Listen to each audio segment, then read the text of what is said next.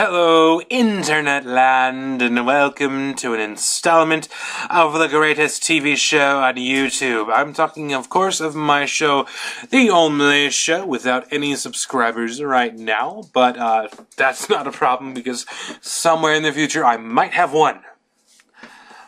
Today is what I like to call Wacky Wednesday. It's where I just let loose everything I've been thinking on a daily basis, all the jokes I've been holding back, what I can't tell in public or at work or in the company of others or people that just breathe, okay? So just sit back and listen to the comedy stylings of Serena Marvel on yet another installment of my TV series that proves I am human and I have a goal in life. Speaking of goals, yeah. Who out there in Internet Land has a goal for something they want to do? Of course, we all want to be something great in life, whether it be the President of the United States or a garbage collector. Well, right now, actually, I think the garbage collector is a little bit more honest and probably makes a little bit more money. Well, actually, at their actual job, since Trump refuses to get paid for being president, I kind of agree because being corrupt shouldn't be payable. But, you know, garbage collector, they take out the trash, they handle stinky stuff.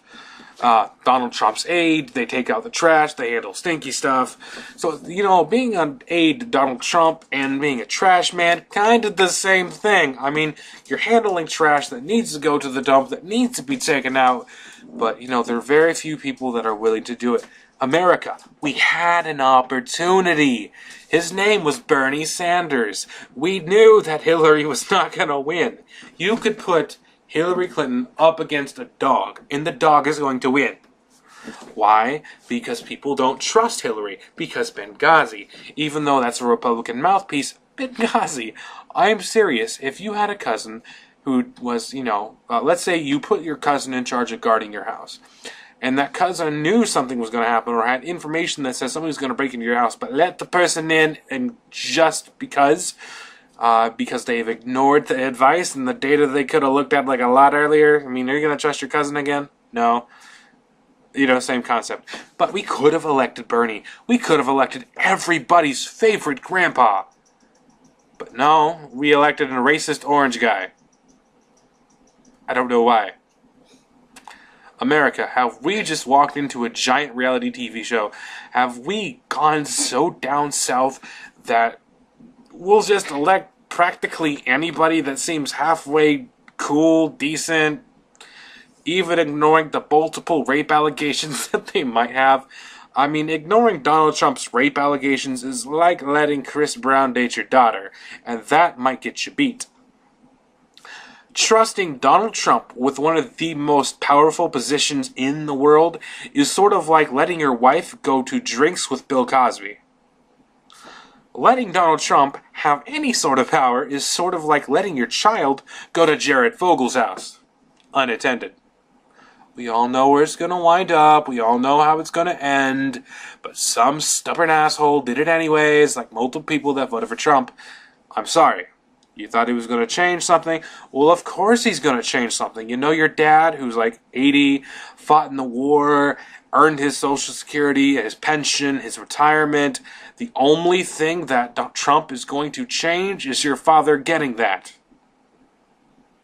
Oh, I know what you're going to say. Well, Trump is going to make sure our veterans are taken care of. You're talking about a business guy. What's he going to make sure gets taken care of? His business or a troop he doesn't know? Which one is going to come first? I mean, if I was president and totally didn't consider my own interests first, I would consider my business. Because that's the kind of person I seem to be in that situation. Just like that's the kind of person Donald Trump seems to be in this situation. But it's here, no there. We all know where politics gets us. Everybody ends up bitching. It's sort of like, you know, bringing your girlfriend home to your family. You think it's going to be a good idea. You plan it out in your head. You know what you're going to say. And then you introduce her to your grandma. And grandma's like, who is this lady? I don't understand. Why are you dating her? You could do so much better than this lady. You could have got any girl that you wanted, but you checked this piece of trash. I don't understand. Why did you have to choose her? I mean, that's somebody's reaction in your family. You kind of remember that reaction to somebody you dated when you were a kid, or a young adult, or old, or just old as hell. You remember that? Yeah. That's basically what you're up against. Speaking of dating, have you ever realized how utterly ridiculous the dating world is? You put yourself out there, you make yourself vulnerable, you hope somebody's going to like you, then you get involved in a fake relationship with a fake person simply to get fake sex. Does that sound a little bit familiar for some of you? You want to marry them, you want to get them alone, you want to have sex, then you find out they have an STD, then it burns when you pee, then they have 3 kids, then you divorce them, then you're paying alimony, and then one of them's yours, and then you're like, okay, what the hell is going on? I think this might ring a bell for some of you guys out there in internet land as far as the female or male in your life that can be absolutely bullshitting you all the way in the relationship world. And the worst part about a relationship, as far as dating goes, is just all the fucking fakeness that goes into the first initial dates. Okay, what do you like? Well, I like long walks on the beaches, I like poetry, I like romantic movies, I like the simple stuff. I'm not really hard. Or this one from the dude, oh, I like steaks, I like hamburgers, I like violence, going to movies, I like, I'm just very basic. I'm not hard to please. When in reality, this is what it is. I want jewelry, I want the best presents, I want, like, all the gifts you can give me, I want to be held all the time. You better pay attention to me and only me, otherwise I'm going to get super jealous and stab the bitch right there. Or this one, you know, from the other side of the fence, I want you to stay with me, only me, nobody but me, and I want you to cook for me every single day, fetch my slippers, and make sure this damn house is clean. Because at the end of the day, we know quite a few people that are like that. Okay, so hit the like button if you know a person like that, that is totally kind of fake when they're in a relationship, and then they're the person that you actually know after they're with that person. Speaking about relationships, I like how the whole concept of marriage is supposed to be sacred, yet more than half of the relationships in America wind up ending because somebody cheated. I am sorry, how can you accidentally cheat on your partner? Did you slip and fall on a dick? Did you fall down on a bed and some lady just happened to fall on your dick? I mean, is that sort of how accidentally cheating happens? Are you blind and you didn't know who it was? Are you deaf and you did not hear them say, that's not your wife? Were they aliens that shapeshifted and tricked you into having sex with them? Was it a situation where they had a gun to your head and you just accidentally did it because you didn't want to die? No, you don't accidentally cheat on anybody. You did it on purpose, you asswad. Cheating on your significant other is never a good idea. Why? Because it's a shit move and you're a bad human if you do it. But I'm not the person to talk because I am a horrible human being on the inside. I'm the kind of person that if somebody falls down the stairs, I'm going to be laughing my ass off. Especially if it's a bigger person. Why? Have you ever seen how gravity works? They're falling down the stairs. Everything is flying, bouncing up and down and up and down and up and down.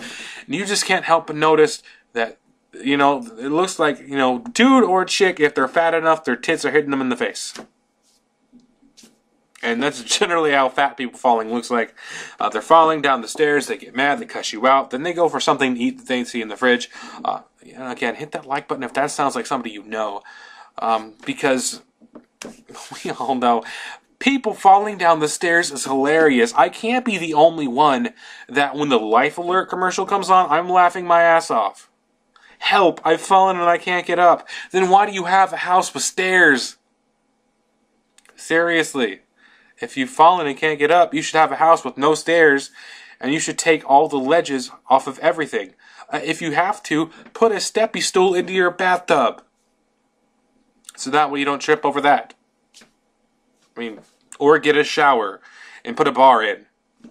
And for you alcoholics out there, a bar is something you grab onto. It's not just something you get a drink at. Okay, for the people that don't drink, an alcoholic is somebody that does nothing all day but drink alcohol.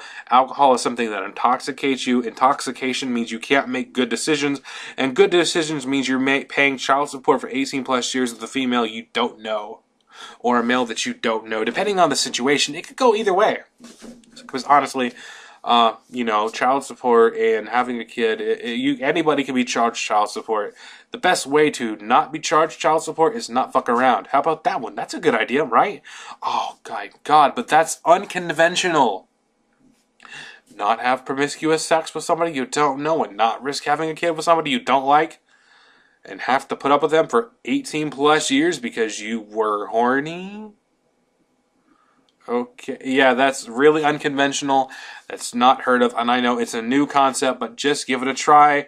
Only have sex with people that you have a relationship with, that you can stand and you can live with. Why? Because if you can't do any of those, you're going to have to deal with them for the rest of your life, dipshit. It's not just a hit it and quit it. Nothing is just a hit it and quit it unless you sign your rights away. And then the kid's going to say, like, where's my mommy? Where's my daddy? And then they're going to track you down, and then you're going to have the awkward conversation, and you're going to say, mommy never loved daddy, so forth and so on. So we decided to get a divorce, and I didn't think you were important enough, so I left your ass on the curb with your mama or your daddy. Depending on the situation. Yes, yet again, custody battles can be, non-gender specific.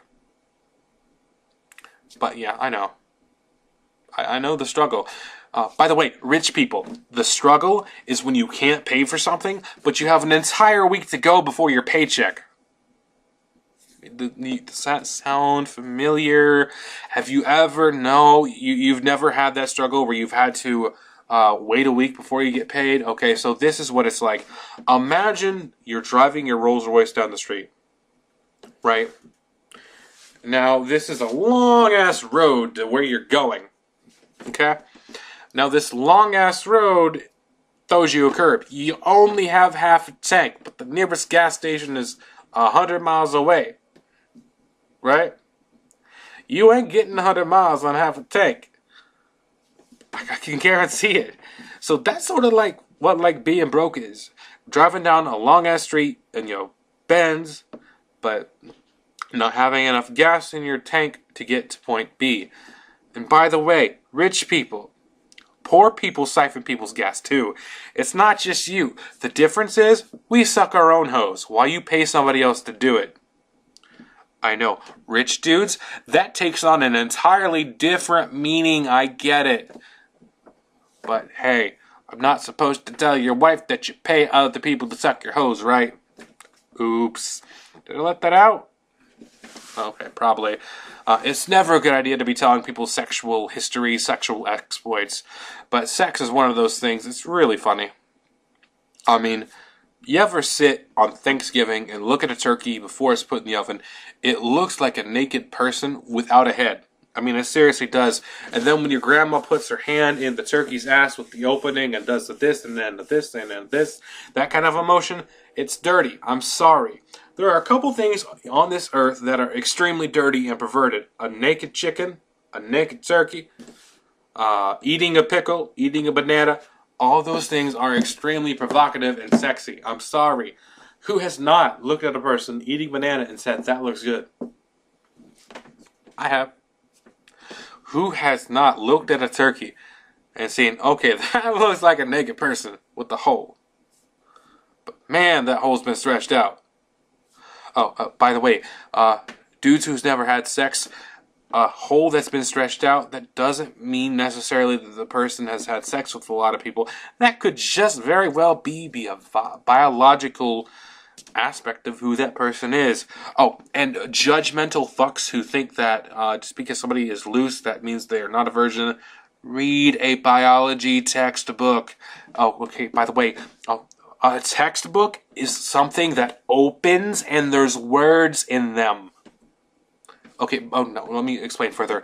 Words are ideas and things that form cohesive ideas. And when you put multiple words together in a understandable fashion, it makes a sentence. A sentence, if you put a couple of them in a row, makes a paragraph, but these have to make sense. The paragraphs can't be like Donald Trump's presidency and just happen. It can't just be there and everybody just understand it. So this has been another installment of Wacky Wednesday. Thank you for turning into my channel. Thank you for watching Serena Marvel. Thank you, Internet Land, and go fuck off.